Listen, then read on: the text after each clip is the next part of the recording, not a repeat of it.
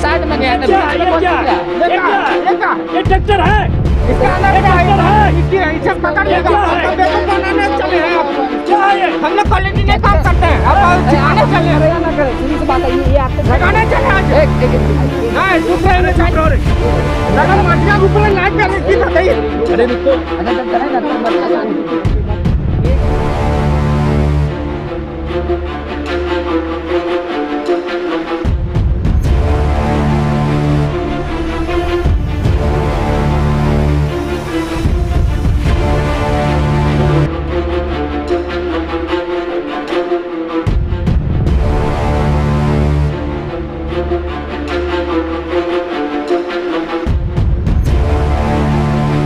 पुल में भ्रष्टाचार, सड़क में भ्रष्टाचार, आखिर कब तक आम जनता की जिंदगी से खिलवाड़? क्या जनता का टैक्स का पैसा इतना कमजोर हो चुका है कि 2 साल का बच्चा भी सड़क को उखाड़ दे? क्या करोड़ों की लागत सिर्फ कागजों तक सीमित रह गई है? क्या उद्घाटन से पहले उखड़ती सड़कें ही अब विकास का नया पैमाना है? क्या भारी ट्रकों और बसों के चलने के बाद किसी बड़े हादसे का इंतजार किया जा रहा है?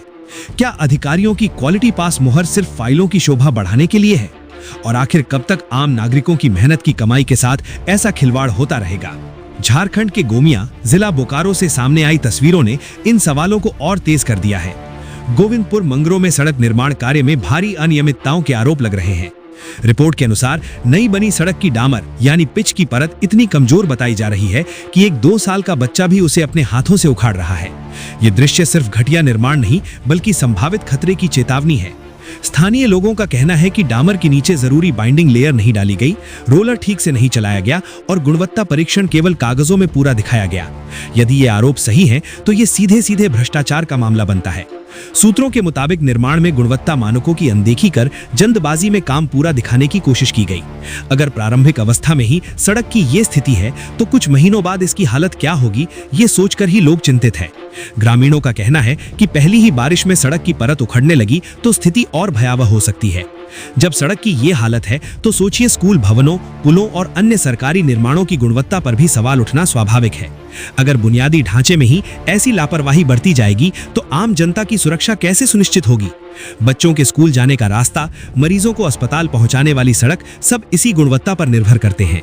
अब निगाहें झारखंड के मुख्यमंत्री हेमंत सोरेन और संबंधित विभागों पर हैं। जनता चाहती है कि इस पूरे मामले की निष्पक्ष और उच्च स्तरीय जांच हो, दोषी इंजीनियरों और ठेकेदारों पर सख्त कार्रवाई हो और यदि भ्रष्टाचार सिद्ध हो तो नुकसान की भरपाई जिम्मेदारों से की जाए। साथ ही भविष्य में हर निर्माण कार्य की पारदर्शी निगरानी सुनिश्चित की जाए ताकि ऐसी घटनाएं दोबारा ना हो। ये सिर्फ एक सड़क या पुल का मामला नहीं है, ये जनता के भरोसे, उनकी मेहनत की कमाई और उनकी सुरक्षा से जुड़ा मुद्दा है। अब फैसला प्रशासन को करना है। क्या सख्त कदम उठाए जाएंगे या फिर आम नागरिकों की जिंदगी के साथ ऐसा ही खिलवाड़ चलता रहेगा? इस निर्माण कार्य में आपकी क्या राय है? कमेंट सेक्शन में अपनी राय जरूर दें।